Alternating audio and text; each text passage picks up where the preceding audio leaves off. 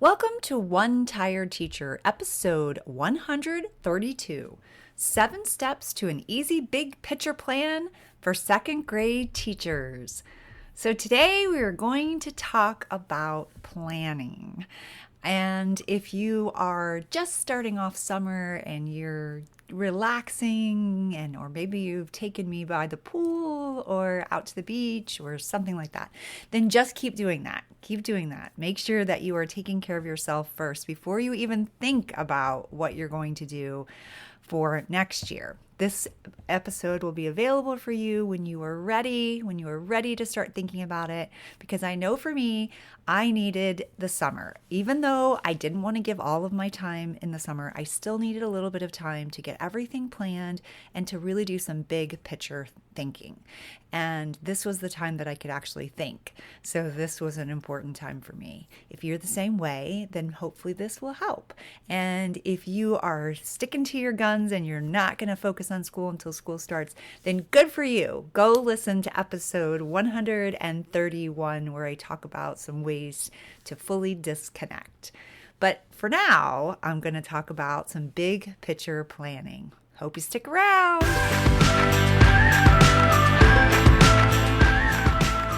Welcome to One Tired Teacher. And even though she may need a nap, this teacher is ready to wake up and speak her truth about the trials and treasures of teaching. Here she is, wide awake. Wait, she's not asleep right now, is she? She is awake, right? Okay. From Trina Debery Teaching and Learning, your host, Trina Debery. Hey, so we're going to talk about big picture thinking and the ability to really grasp some abstract concepts and ideas and possibilities and really think about how we're going to plan out, the year and what we need to do. So this episode is really more about giving you some steps, 7 steps to thinking about being, being like doing some big thinking, some big picture thinking. And I'm like making a mess of that, some big picture thinking so that you can really figure out what you need to cover in whatever specific subject you are focusing on. And that might be all of them if you're teaching second grade, or it might be, what you're going to do when you're talking about your reading instruction, or maybe your STEM instruction, or, whatever specific subject you're going to think about, because we've got so many when we're teaching elementary school. Usually we don't have just 1 or 2 subjects that we're focusing on. It's usually all of them, which can be overwhelming. And if you find yourself in that situation, I want to tell you right up front, even though I'm going to talk to you about big picture planning and thinking in this episode and maybe try to help you to be able to do that, I'm going to give you some steps, some strategies. I do have available big picture thinking plans. I have the whole entire ELA, like reading workshop type of thing, all planned out for the year, across the year, with reading units of study, and they work together. And to have those in my shop, reading across the year for second grade, you can find them. I'll link to them in the show notes. I also have the whole year of STEM for second grade, and I have science with reading and a little bit of science experiments all across the year as well. So I'll link to all of those if you need some help and you're like, forget it, I'm just going to stay out here by the pool and I'm not going to think about this big picture planning. I'm going to let me do it for you. I'm happy to do it for you so that you can get some of your time back. I think I told you last week in episode 131 that, I spent a lot of my summer working and a lot of my time working. And I don't think that is always the answer. I think that a lot of times that can really hurt us. So I want you to keep that in mind. But if you're ready to do it on your own, then I'm going to talk to you about that today. So let's talk about, first of all, what is big picture thinking or big picture planning? And it really is the ability to grasp abstract concepts and ideas and possibilities. Big picture thinkers emphasize the system in which he or she operates. And in this case, we're talking about school or a specific grade level. And for an example in our purposes for today, I'm going to speak mainly about second grade ELA or like your reading workshop. So, big picture planning requires teachers to take into account the various stakeholders, such as your students, your parents, that could be your administrators, and what their expectations are, even what your own are. So, play along with me for a moment. When you're driving over a bridge, I might say like the Sunshine Skyway, because I live in Florida and we have a big bridge that was actually famous, but I won't tell that story right now. Yeah, it's famous because it got knocked down when I was like in fourth grade. So it was crazy. It was terrible, actually. It was a tragedy. But it is an interesting story, and you can find out about that, I'm sure, somewhere. So let's say you're driving over the bridge, or it could be the Golden Gate Bridge, any big, large bridge. Do you look to the left and the right only? I should hope not. You've probably trained yourself to cover both your left and your right sides, as well as look far ahead in front of you so that you're not like driving off the side or you're not driving into traffic. On the case of the Sunshine Skyway Bridge, there is like, a big thing between it. It's like two separate bridges going the opposite way. So you couldn't really go into that traffic, thank goodness, but you definitely could go off the side. You'd end up in the Gulf, and that would not be, actually, it would be tragic. So if you were driving on that same bridge, if you only focused on the bumper sticker on the back of the car in front of you, you would be in a major accident.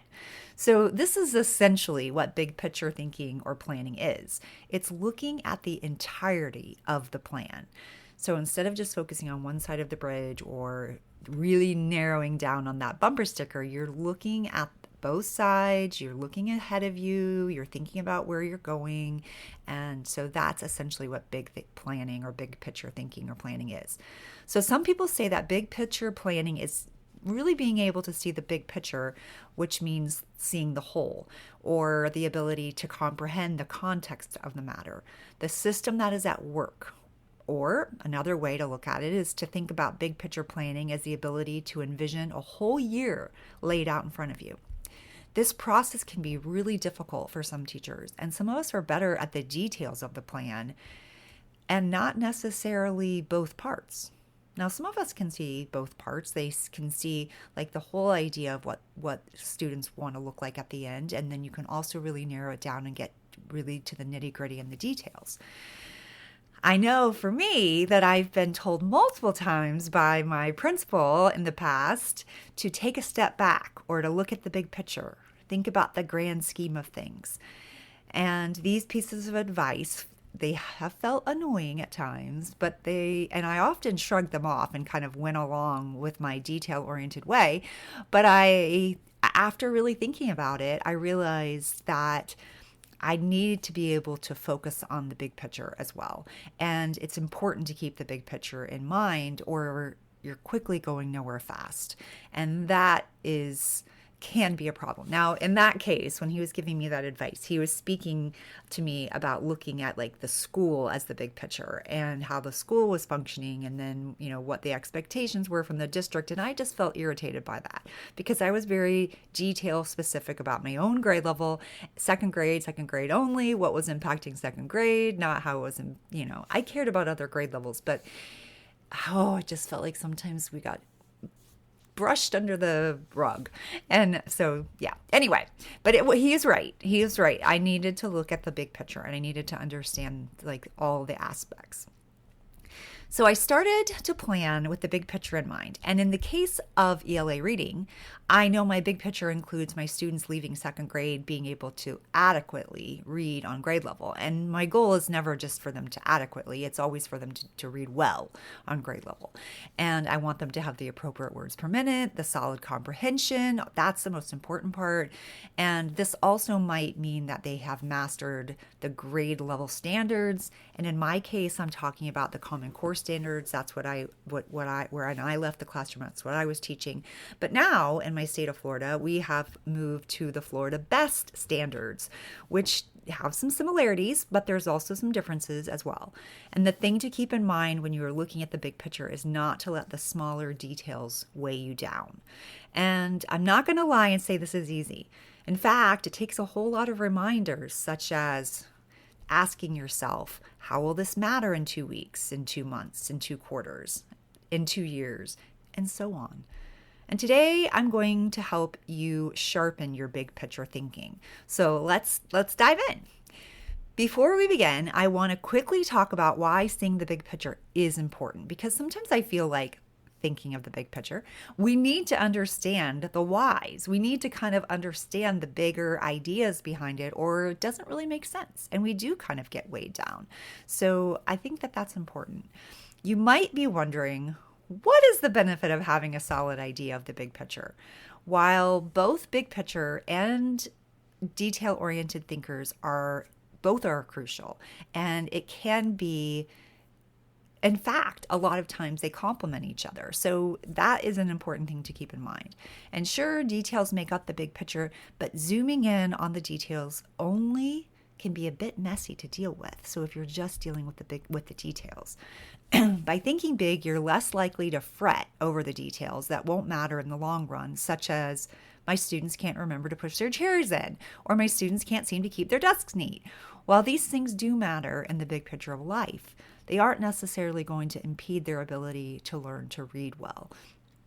This is when big picture planning or thinking really helps you see how an obstacle impacts your bigger picture and how that can turn into an opportunity. However, things aren't all that simple, and neither big picture thinking nor detail-oriented would work in isolation. So that's something to remember too. And I've really found that both big picture thinking and detail thinking are important. And anyone who is prone to be in one or the other mode by default will really be limited. You'll be limiting your ability to contribute to the whole picture. And so that's the reason why I started to realize that I needed to allow for both ways of thinking to come into play. I recently found this article that was, you took this survey to kind of figure out if you're a big picture thinker or a detail-oriented person. And, I really didn't know how it was going to turn out, because I feel like I have characteristics of both. And I'm going to share some of those characteristics so you can kind of determine if you are a big picture thinker or if you're a detail-oriented person. You might know right away. I actually didn't know right away. I felt like I needed to, take this quiz. I love taking quizzes online, like those, silly quizzes about if you're this kind of person or that person. I don't know. I just find those interesting for some reason. And I have to remind myself to stay focused. But anyway, I think that it is, sometimes I do think that I can go in both directions. So the survey said that people who resonated with head in the clouds dreaming, pie in the sky, the 40,000 feet look from above, were more big picture people. So if you have visions of your second graders skipping off to college or into life, well prepared and happy, you might be a big picture thinker. On the other hand, if you would describe yourself more as a person who is down in the weeds, and let me ask you, what teacher isn't down in the weeds, has your head down, you're highly organized, and so on, you may be more detailed oriented. And this might look like specifics on how you will teach one standard down to the essential questions, the assessment, the step-by-step lesson plan. So you can see that both types of people are needed in a classroom. And the good news is that it is possible to be both. I know. Isn't that crazy? You can actually be both. And those detailed people, oriented people are probably thinking, well, what do you need? Visions of grandeur. Why do we need to imagine them skipping through life and skipping off to college and so on?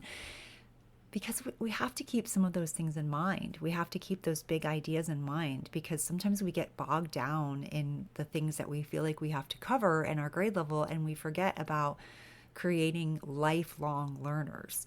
Or we forget that we want kids to fall in love with thinking and learning. And that's really easy to look away from.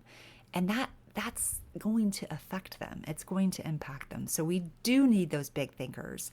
We need those big picture planners so that we can keep those things in mind.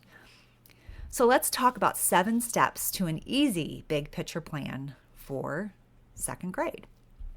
And maybe not for the whole entire every plan, but these are some steps and strategies that will help you with your big picture planning. It will make it easier. So step number 1, You have to identify the habits that you have that limit your big picture thinking ability. You can really do this by stopping yourself from seeing perfection.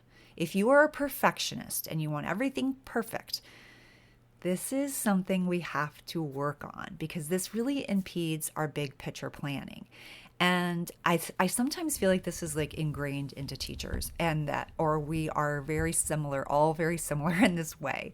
So we can be perfectionists, and this is something to work on. And maybe it's time that we stop fiddling with things to make them better. And we may need to take a pause when we're planning for the year and break it down into like units of study so that we can find the wider opportunities.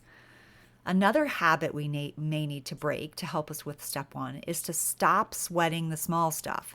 And this might mean that we let go of every little detail about our students and we focus on our main goals for their learning, the essential standards, the essential things we want for them as lifelong students. So let's remember that. We don't have to remember every single little detail. Also, when planning, it may help to work collaboratively with your team or a partner. And this helps in the ability to really stand back and think strategically. I know I had a difficult time sometimes planning with my whole entire team because it was so many people thinking and putting their input. I do think that a smaller amount of people, and I say that because I was on a team with like 13 people. And there were years that it was 13, years that it was 11, but it was like, I don't remember ever being on a smaller team than 6. Like that, I had huge teams. It was a lot of people putting their input in, and that is a little more difficult for me. So when people say, all your teams must plan together, I don't know, I have a hard time. I don't like hard and fast rules like that. I feel like some people work better with a team and some people work better with a smaller team or by themselves. Or even if you do a little bit of the work together, you go off and have some separate time and then you come back. I think that's still collaborating, but we have to take into account different ways that people do things. Anyway, so let's move on to step 2. See things from a different view and really look at it from a different perspective. You're going to dive into the big picture questions. So asking questions really helps you connect the dots from actions or tasks to your big goal. So teaching them to read and comprehend well might be like one of your big goals. And one of the things you can ask yourself is, what am I trying to achieve? When I think about the big picture, I want to think about what am I trying to get out of this? Where do I want them to be in the end? And you may want to also ask yourself, what is it that I am not asking myself? I know sometimes we don't even know what we're not asking ourselves, obviously, but better yet, sit with someone who challenges your thinking on the subject you're planning. Like I had a teaching partner and we had a different way of planning reading instruction. So sometimes I would go to her, excuse me, on purpose. And I would ask her what her plan was and why she was doing it the way she was doing it so that I could see if I was missing something. Excuse me.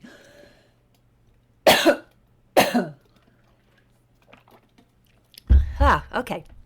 So I think that really was helpful because it made me look at the whole plan differently than I might have if I were just going to stick with my one way of doing it. So I think that's important.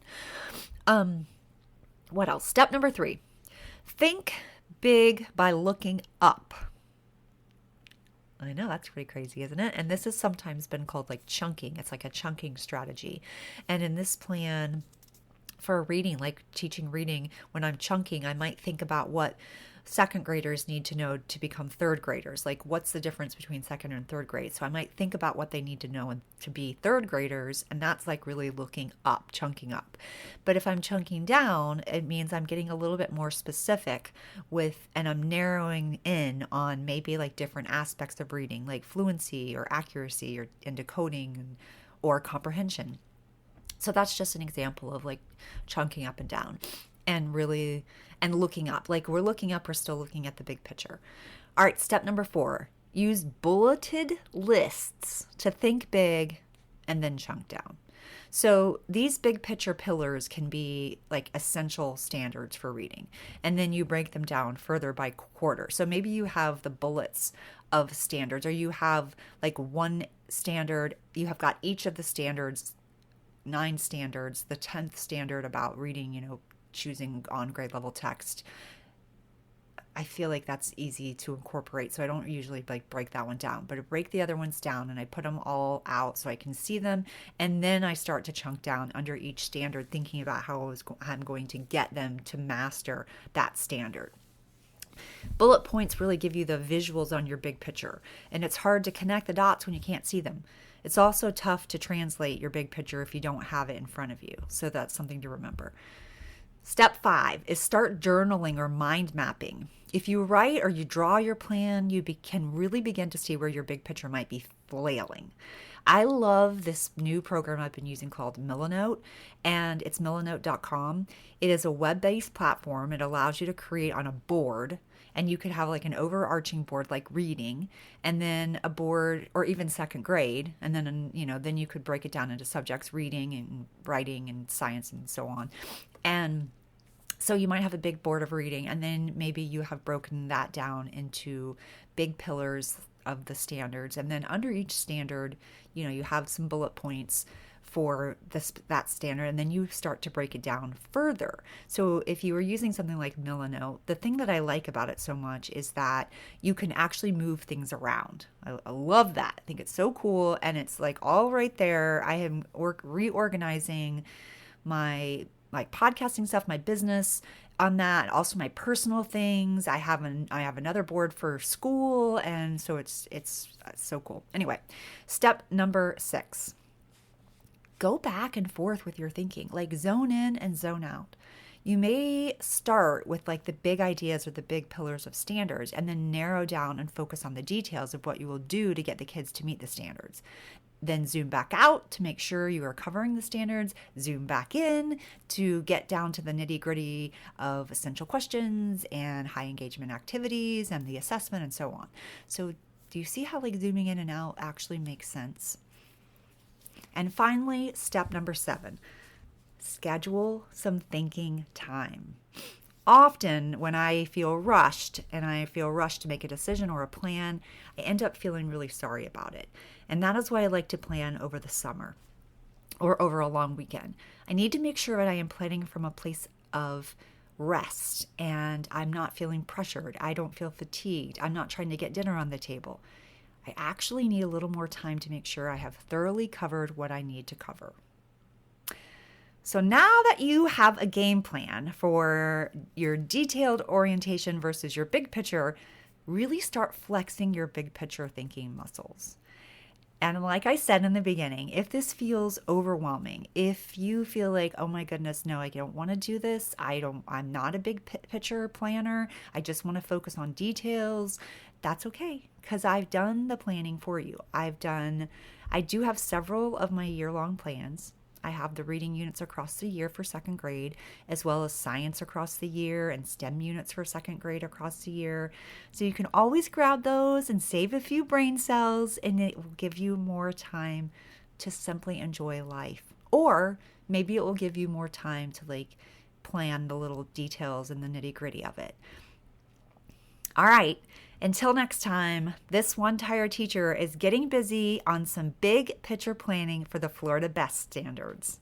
Until next time, sweet dreams and sleep tight.